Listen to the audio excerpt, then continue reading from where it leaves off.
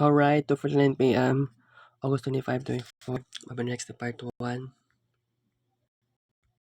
After change mo vlog. At inyo guys tong na kung ano to kaganihan, na-discuss kaganihang udto sa to ang project management. Okay? Taas kitong oras karon guys. So good afternoon. Humana ta sa page 16 na ni sa to ang PDF. Running page 17. Di na pud ta. So, who to contact teacher? What to communicate, milestones met, communication method, face-to-face, when, kanusa, pag mahum na ang milestone or milestone completion. And then, F1 in schools HQ. Isa kaya na siya, but what to communicate, competition registration, communication method, email or online forms. Kanusa, start of year, and when information is requested. Who to contact sponsors. What to communicate, competition progress update. Communication method, pinaagi sa newsletter, email, and kanusa every month, monthly. Who to contact, team members. What to communicate, team update, communication method, Microsoft Teams, kanusa. Oh, adlaw-adlaw. Okay. It is very important to have an internal project, team communication plan. You should agree how to plan to communicate, how often, where, and when.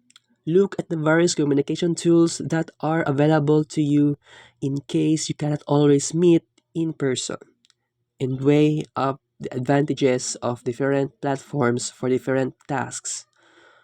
Planning and monitoring for risk. The objective is to identify two kinds of risks. The first might impact the project's triple constraints.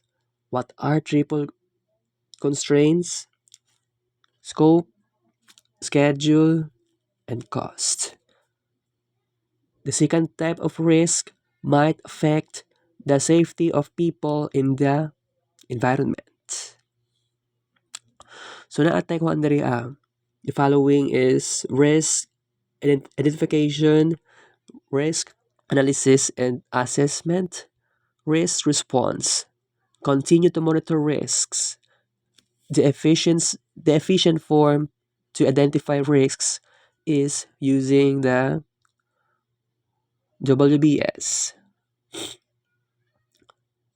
WBS outlines the systematic approach to managing risks, from identification to response and continued monitoring, as well as the classification and assessment of risks based on their impact and probability.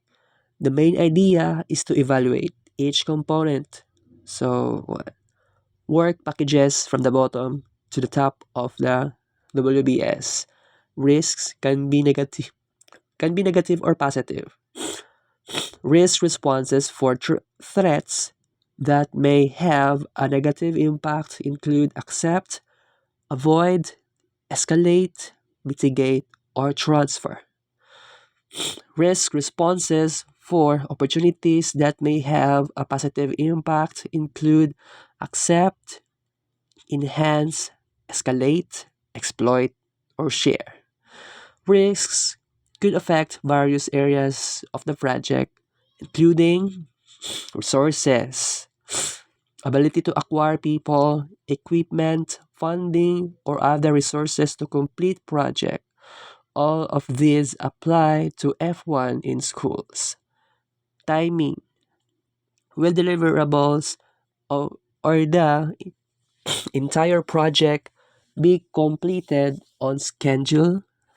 This is critical for F1 in schools as you have a hard deadline of attending an F1 in school final event. Scope. Completing and delivering all the items named in the original scope.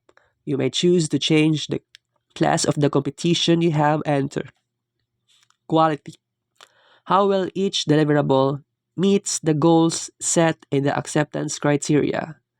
Has your car been manufactured as expected?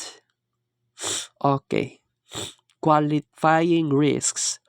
All identified risks are important and valuable to successfully complete the project.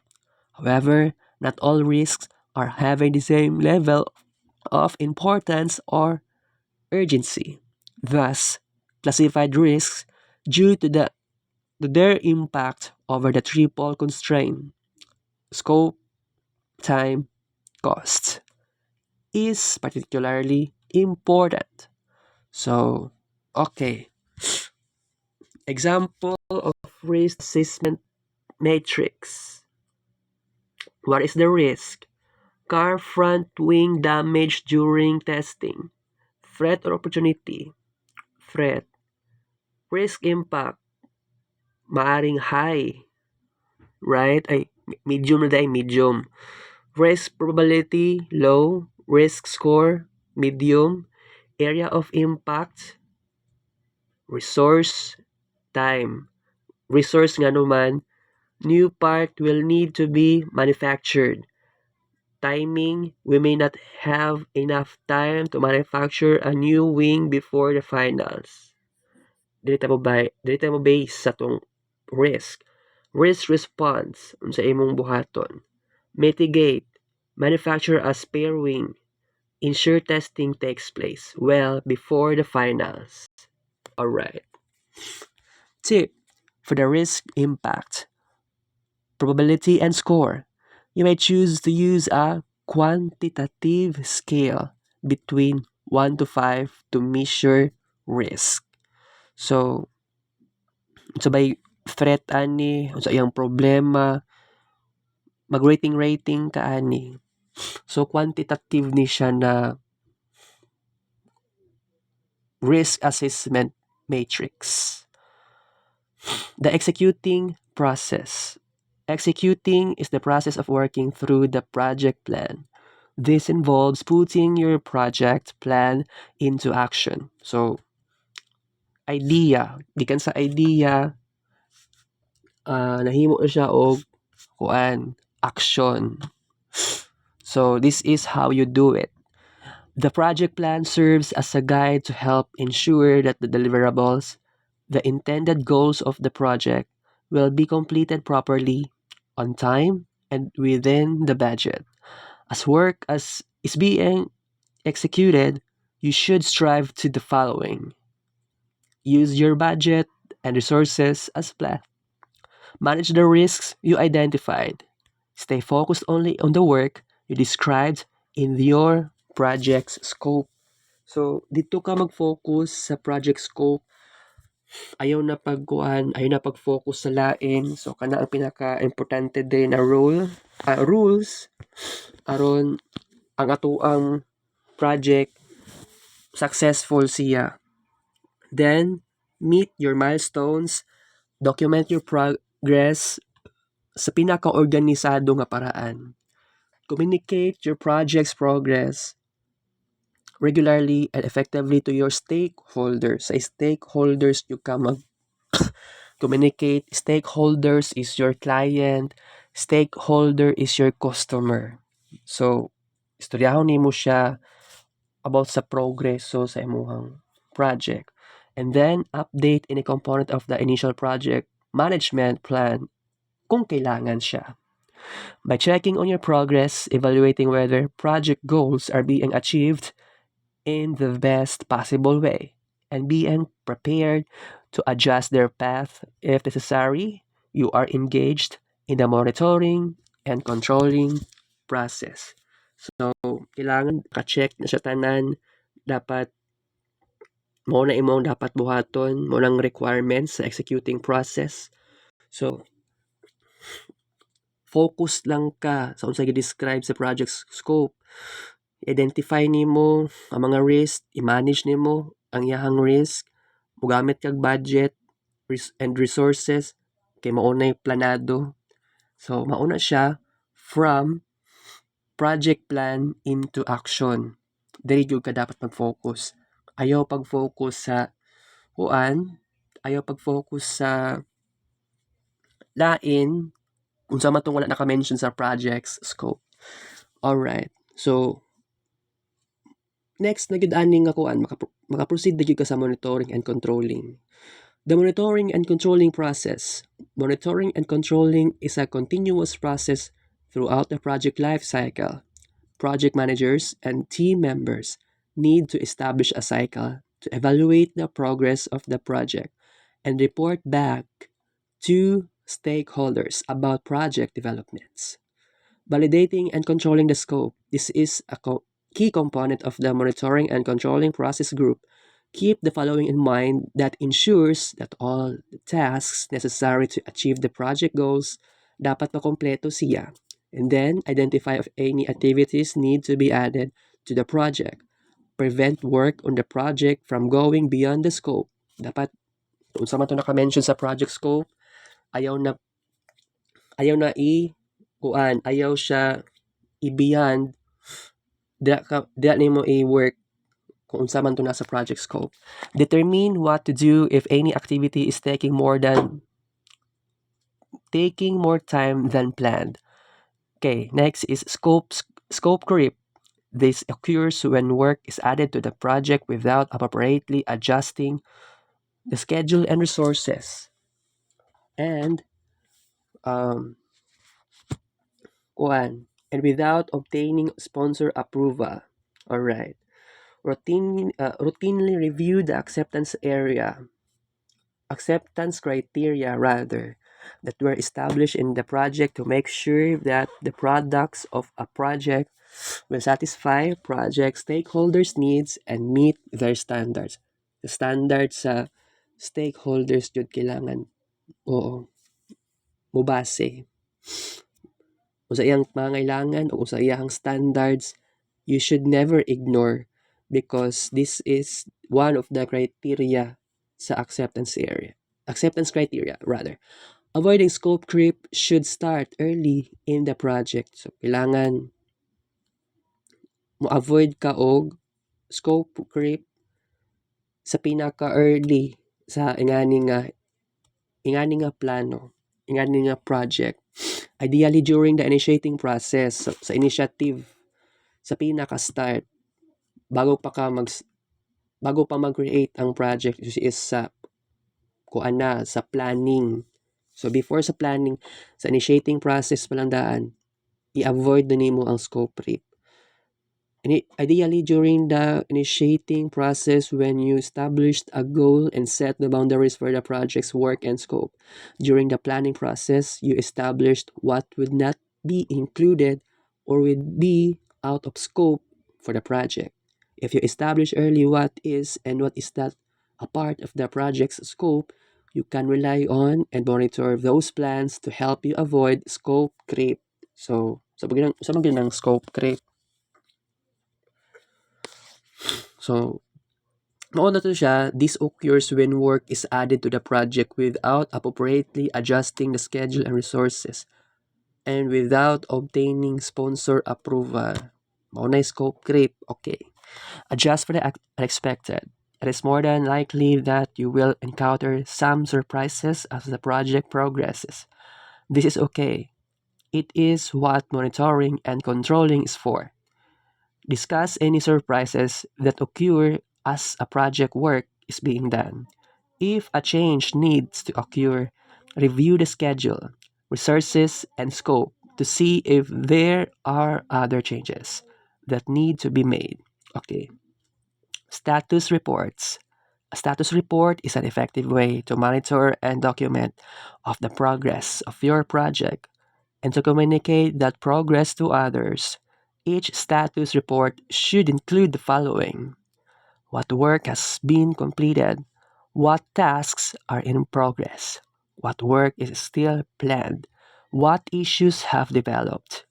Status reports can help identify items that might affect the project scope, timeline, budget, or deliverables. For example, if you raise money to buy a 3D printer, but this arrives 2 weeks late, This will affect your timeline and you may not have time to 3D print your wheels for the regional finals. So mao ni status report dapat i-include di siya kining upat. Unsabay na kumpleto, unsabay na progress, unsabay na pagplanuhan na, unsabay na develop na. Or unsabay nga trabaho ang nakumpleto, unsabay na progress niya tasks, unsabay na pagplanuhan na dapat trabahoon, ug unsabay issue na na-develop. Alright. Next. Okay, so maoning sample status report.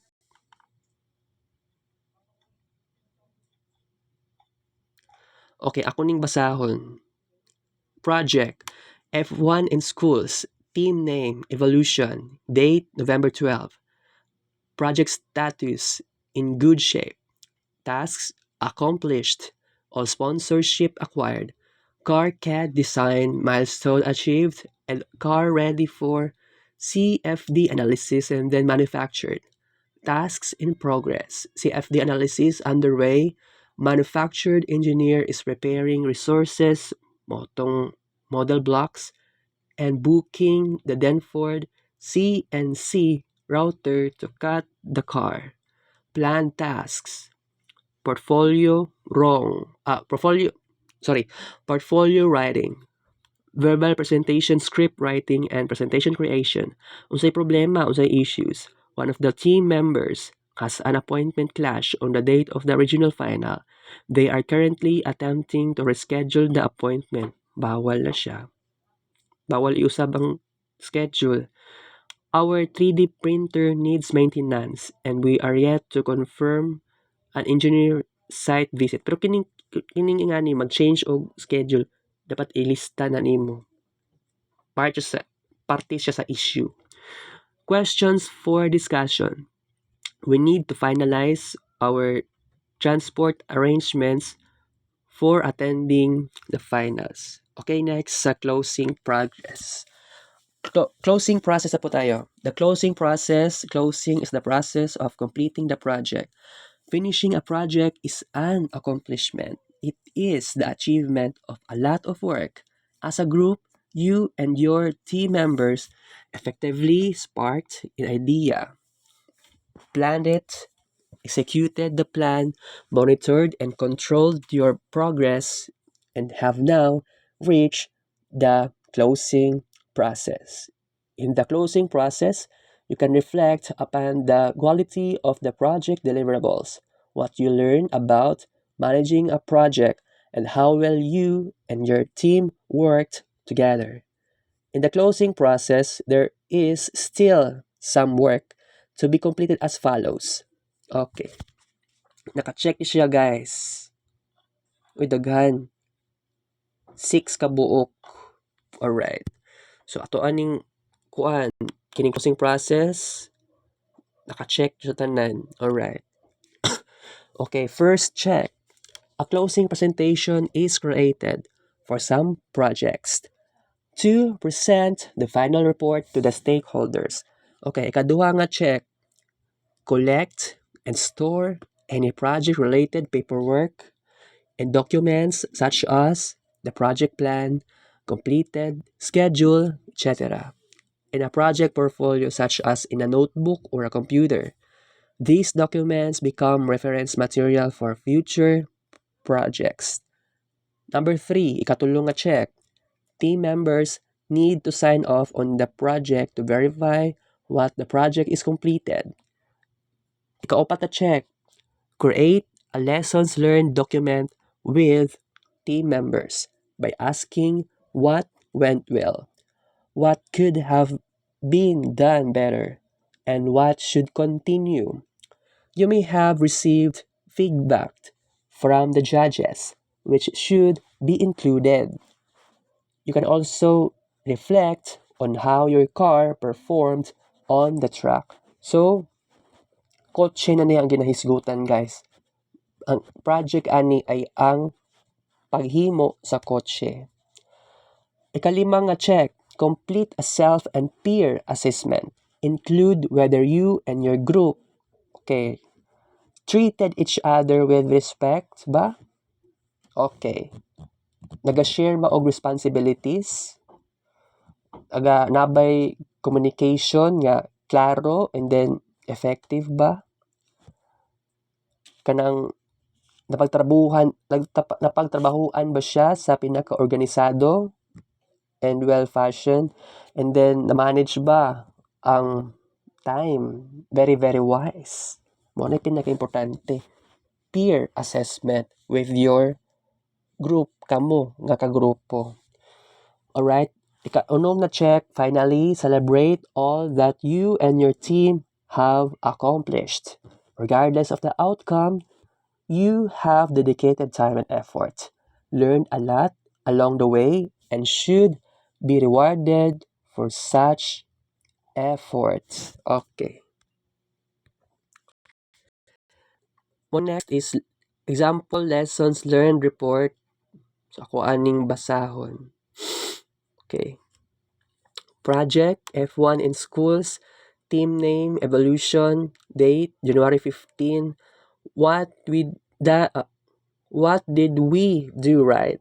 We won the regional final and have a place at the national finals. What could what could we have done better? We have not scored well in our verbal presentation. We all acknowledge we did not rehearse this enough. Our car was not as fast as we had hoped. We all acknowledge that we did not leave enough time to test our prototypes.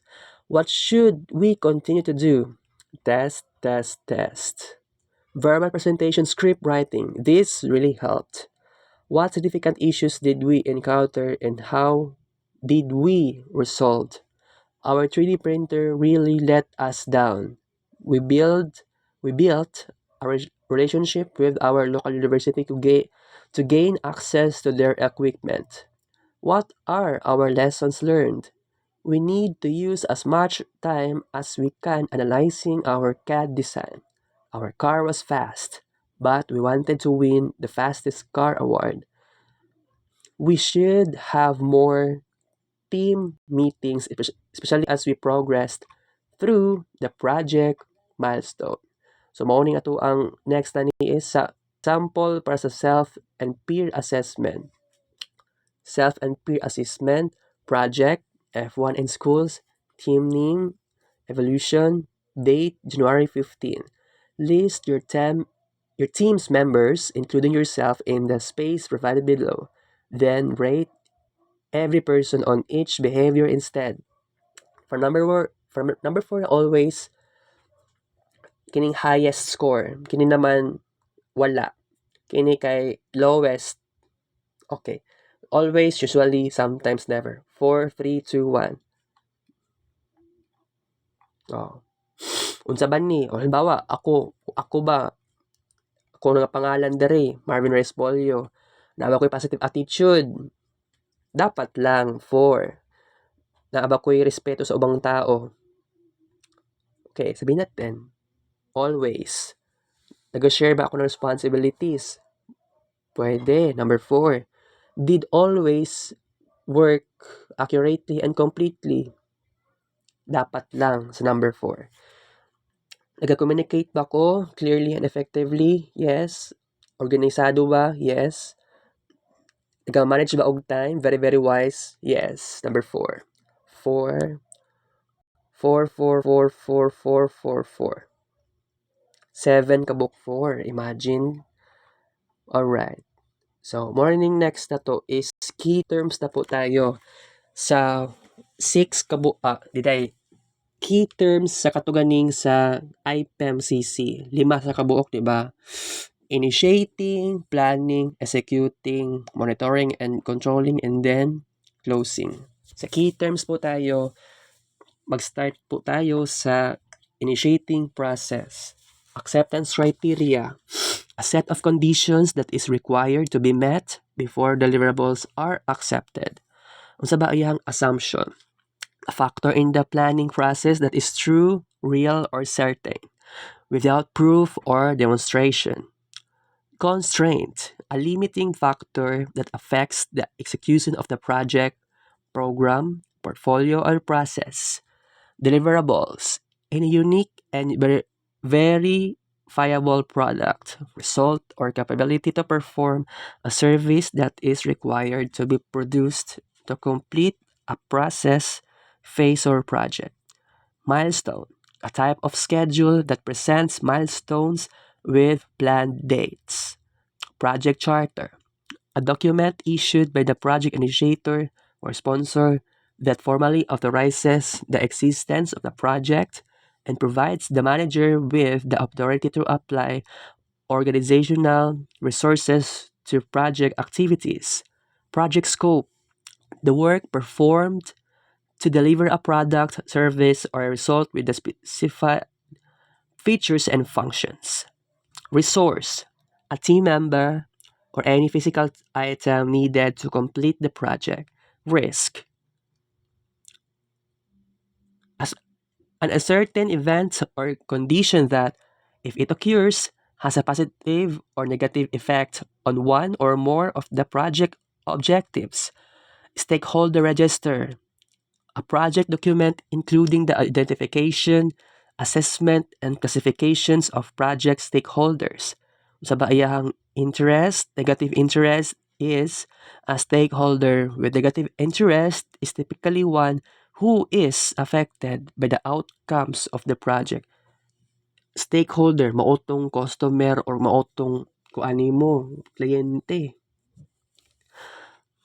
They either do not want that outcome to happen or will be negatively impacted by that outcome. Okay, next.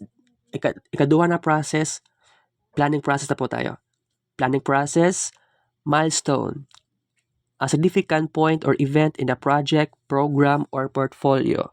Project schedule, an output of a schedule model that presents linked activities with planned dates, durations, milestones, and resources. Scope, the sum of the products, services, and results to be provided as a project. Work breakdown structure, WBS, a hierarchical decomposition of the total scope of work to be carried out by the project team to accomplish the project objectives and create the required deliverables. Gantt chart, a bar chart provides schedule information where activities are listed on the vertical axis. Dates are shown on the horizontal axis, and activity durations are shown as horizontal bars, placed according to start and finish dates. Critical path, the sequence of activities that represents the longest path through a project, which determines the shortest possible duration. Okay. Responsibility Assignment Matrix or RAM or RAM. This matrix is a grid that shows the project resources assigned to each work package.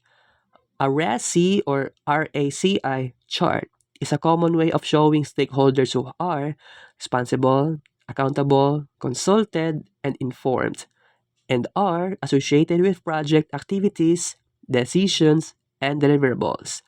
Next is budget, a financial plan for income and expenditure over a defined period. Okay, next. Sa ikatulo naman ta, ay, sige, ikatulo, ikaupat na ni. So, tanawa din. 3 and 4. 3, 4. 4, muna iisa ra ning sa 4. Monitoring and controlling. Okay? Muna ni. Executing and monitoring and controlling.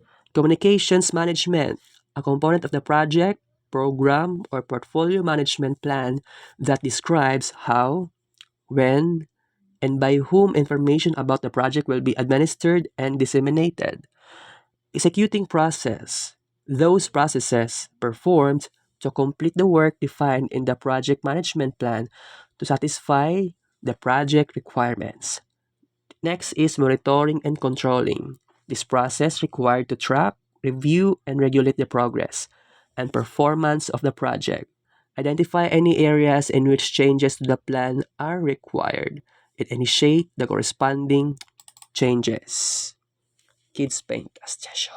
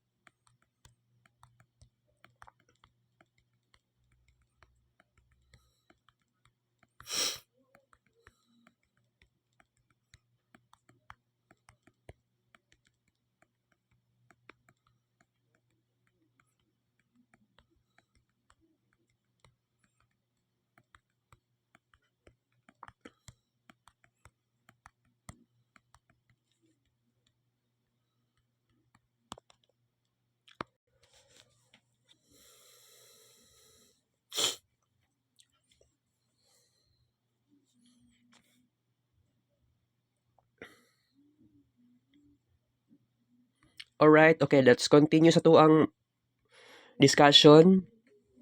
So after ato sa monitoring and controlling, diri na punta sa risk. An uncertain event or condition that, if it occurs, has a positive or negative effect on one or more project objectives. Okay. Scope creep. The uncontrolled expansion to product or project scope without adjustments to time, cost, and resources. Status report. A report on the current status of the project. Okay. The last but not the least, dali na ta sa closing process. Alright. Closing process. The process says the processes performed to formally complete or close a project, phase, or contract. Lessons learned. The knowledge gained during a project which shows how project events were addressed or should be addressed in the future for the purpose of improving future performance. Okay. Muna ning next. Project management portfolio. Okay. Okay, project management assessment. Suggest checklist ani sa initiation process is kick-off meeting, project charter, scope statement, and quality acceptance criteria. There naman sa side sa project schedule ang yung checklist, work breakdown structure, schedule, and then Gantt chart. Sa budget and resource management and budget expenditure tracking, whether baseline ba siya or actual. Roles and responsibilities. Ang yung checklist na suggestion, role descriptions, team structure, and then RACI chart. Team and stakeholder communications, communication plan, internal and external, communication tools, stakeholder register. Sa side naman sa risk management, risk identification, planning, analysis, and assessment, risk register impact and probability. And then lastly, monitoring and controlling ang yang checklist, status report, scope creep, and sign off. Okay. Okay, tip. Other areas to consider. So, from initiation to monitoring, okay. Initiation process, naa siya'y mission, vision, goals, key deliverables, and outscope. And then next is project schedule, critical path, major milestones, and PERT analysis. Okay. Next is budget and resource management, yang budget and resource strategy, income versus expenditures, and cash flow. Okay. Next is roles and responsibilities, unsa ba iyahang team dynamics and assessment, owner of deliverables, culture and motivations. Okay. Next is team and stakeholder communications, power, and then interest, greed, and methods of communication. Okay. Next is risk management. Unsa ba iyang risk assessment matrix or RAM. Then lastly, monitoring and controlling. Unsa ba iyang change management. Unsa ba ang lessons learned. Unsa ba iyang strategy, and then key performance indicators. Okay. Okay, so project management, agile, predictive, and hybrid. Okay, sa pag-manage sa project, kay mura na siya nag-guide ka og barko. Depending on your destination and the weather, there are different ways to steer. Let's explore 3 methods. So, unsay methods? Agile, predictive, and hybrid. Okay. Agile, flexible and fast. Agile is like building a Lego castle without a fixed plan. You start, get feedback, and keep adding pieces. It's great for projects that change a lot, like making an app. Key points: flexible, iterative, teamwork focused. Predictive, plan it all. Predictive is like following instructions to build a model airplane. You plan everything and stick to it, perfect for projects with clear steps like constructing a building. Key points: detailed planning, steady progress, lacks flexibility. Hybrid, uncertainty or risk around requirements. Hybrid mixes agile and predictive. It's like baking a cake using a recipe but adding your choice of toppings. We have a plan but can tweak it. This approach suits projects needing structure and some adaptability. Key points: combines methods, flexing, planning, balance. Okay. Sa conclusion na po tayo guys. Last na po ito. Choosing a project management method depends on your project's needs. Agile lets you adapt quickly. Predictive keeps you on a set path. And hybrid offers a middle ground. It's like picking the best route for your ship, ensuring a successful journey. Tapos na po tayo sa ating sa PDF. Nakompleto na nato ang 26 pages ani. So, okay, wait lang. Okay, napatay next ani na na is i-discuss diri. Kumbaga, mo niya ko ang study na gyud nako. Alright.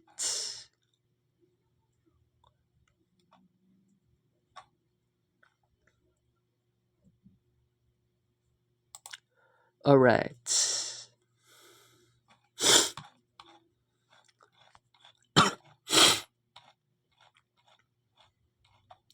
Okay.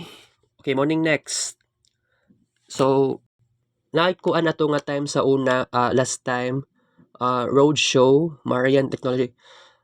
Kuha siya Marian Technology, pero by the way, announcement na ni Ma'am Ma'am Rosie, na siya giingon na kato nga time nag-post siya ani sa gabi, July 30. Good evening everyone. The Marian Technology Business Incubation of the University of the Immaculate Conception will be having their roadshow tomorrow 1 to 5 p.m. at AVR1. Since the capacity of the venue only accommodates less than 100 attendees, and considering that the SBI students are also invited, we will only allow up to 30 students to attend.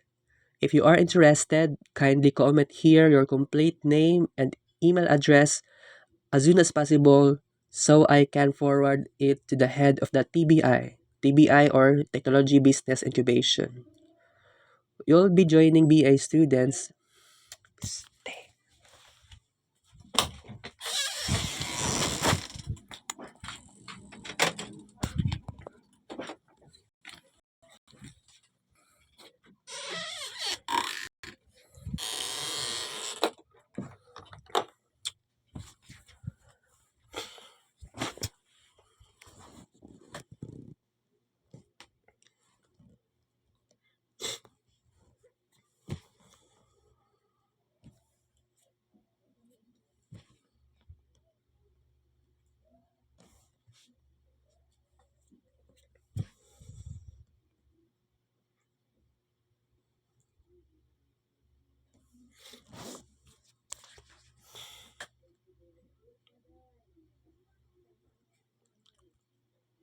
Kids pain sa tabi.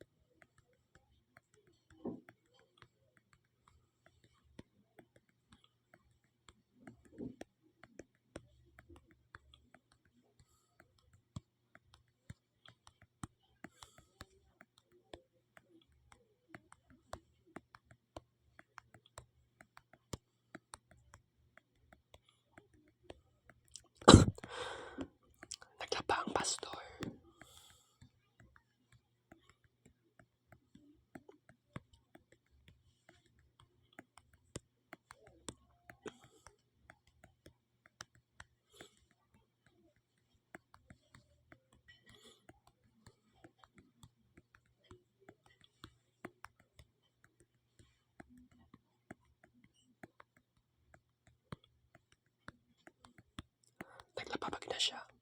Lambot lang.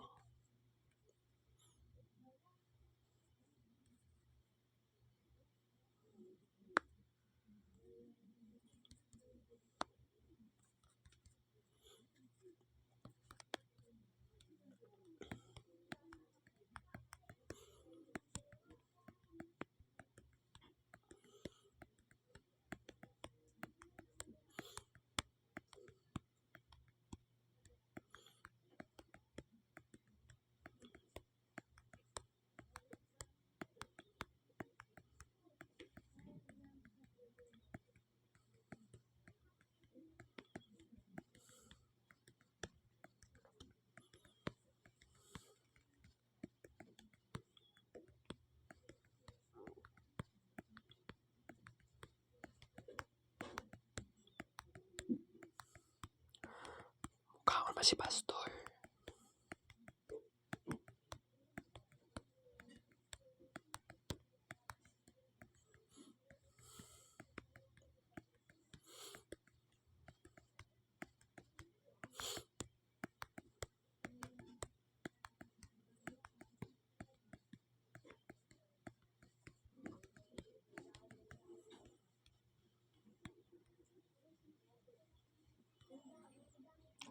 Ako naman pa itong study, guys. Kids paint lang to for the second time.